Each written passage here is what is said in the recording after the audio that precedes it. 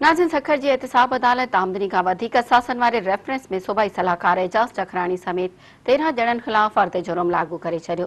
उन हवाले सां वधीक अपडेट करे रहियो आहे मेराठी जो रिपोर्टर عنايت भट्टी। इनायत, छा अपडेट्स आहिनि? जी बिल्कुल, अॼु एहतिसाब अदालत में जेल खाते जे सूबाई वज़ीर एजाज जकराणी जी आमदनी खां वधीक मिल्कियत वारे केस जी ॿुधणी थी आहे, जंहिंमें जेल खाते जे सलाहकार एजाज जकराणी ते फर्द जुर्म लागू करे छॾियो आहे ऐं जो फर्द जुर्म में 36 करोड़ जे रेफरेंस में जवाबदारनि ते फर्द जुर्म लागू थियो आहे। एहतिसाब अदालत 13 जवाबदारनि ते फर्द जुर्म लागू कयो, जॾहिं त जवाबदारनि ॾोह मञण खां इनकार कंदे अदालत करे छॾियो, जंहिंखां पोइ अदालत केस जी ॿुधणी 13 अप्रैल ताईं मुलतवी करे छॾी आहे।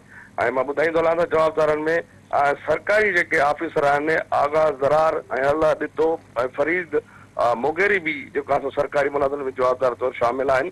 ऐं वाज़िह रहे त जेको आहे एजाज जकराणी अॻु ई हिकु ॿिए रेफरेंस में इल्ज़ाम हेठि आहे। जी इनायत, तव्हांजी महिरबानी।